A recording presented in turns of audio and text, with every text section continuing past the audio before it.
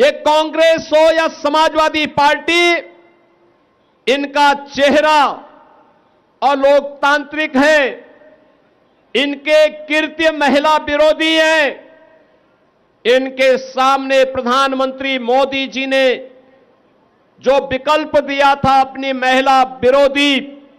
छवि को समाप्त करने के लिए, उसका इन्होंने नाजायज दुरुपयोग करने का प्रयास किया है। और आज इसीलिए देश भर में आधी आबादी कांग्रेस और उनके सहयोगी दलों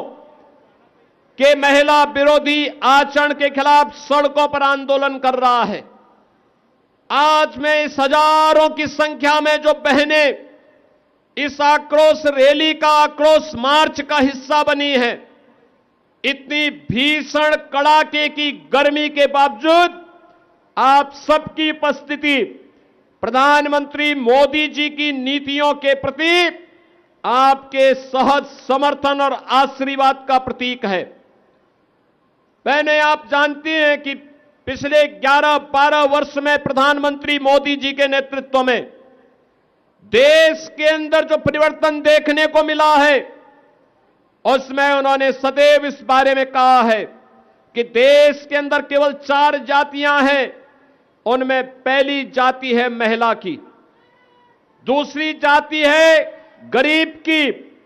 तीसरी जाति है युवा की और चौथी जाति है किसान की।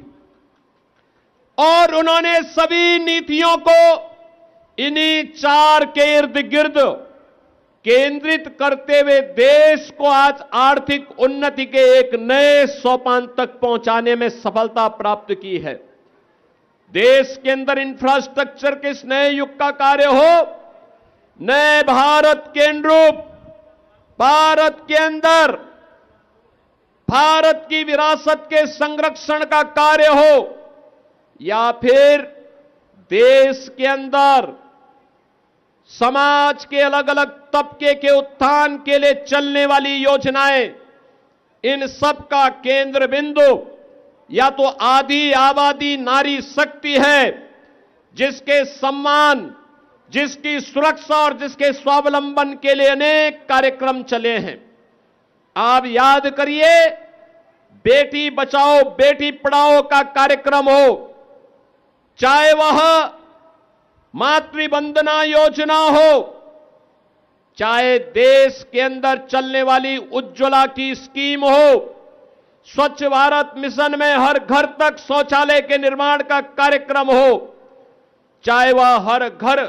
को, हर परिवार को छत उपलब्ध करवाने के लिए, हर गरीब परिवार को छत उपलब्ध कराने के लिए पीएम आवास की योजना हो, चाहे ग्रामीण अभिलेख के रूप में घरौनी वितरण का कार्यक्रम हो, चाहे वह पीएम स्वनिधि में ड्रोन प्रदेश के अंदर स्ट्रीट वेंडर के स्वावलंबन का कार्यक्रम हो,